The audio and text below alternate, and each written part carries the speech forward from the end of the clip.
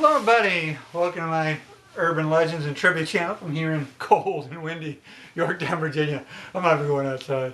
But if you haven't heard this story, this is one of the greatest rock and roll stories I've ever heard in my life, and it really happened. I mean, this is amazing.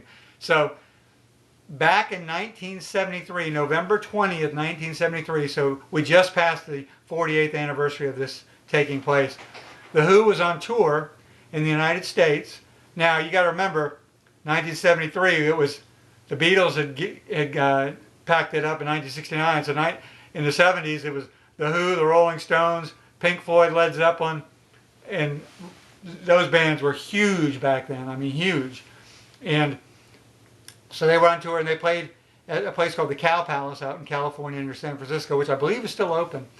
And this guy, Scott Halpin, and his buddy Mike, he was from Iowa, and he went out to California. He was kind of a musician, visual arts guy.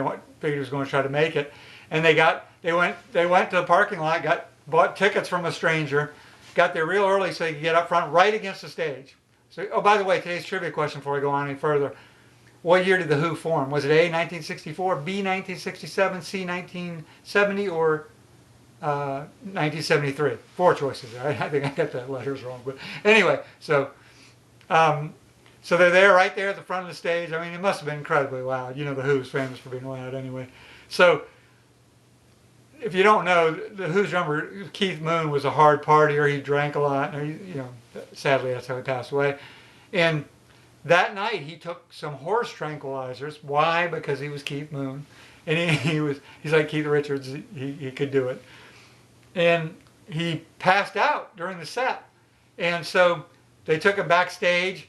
They gave him a cold shower, slapped him around, I guess, gave him some cortisone, whatever they did.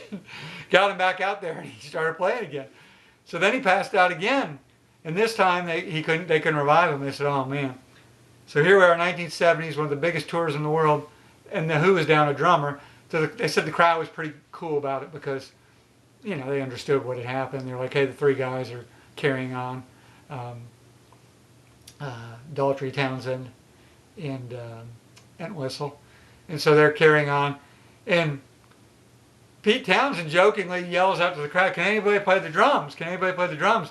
And Scott Halpin's buddy Mike said, this guy can, this guy can. And the truth is he hadn't played in like a year since he was back in Iowa. And as luck, I guess, or fate would have it, the famous concert promoter Bill Graham was right there by them. If you don't know about him, you can read about him. He passed away in a helicopter crash. But and Bill Graham looked right at Scott Halpin. So this has to be a surreal moment.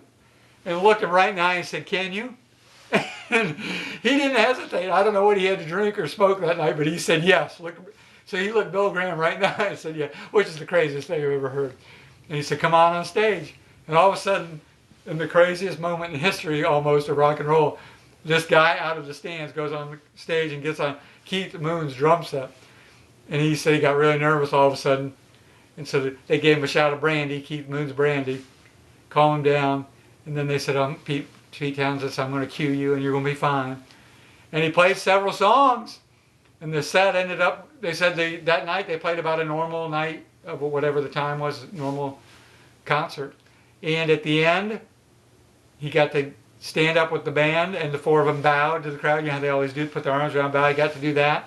He got to go backstage with his buddy Mike, got a Who jacket, which got stolen. Of all the things, he let it get stolen, which really, that's terrible that he lost that jacket.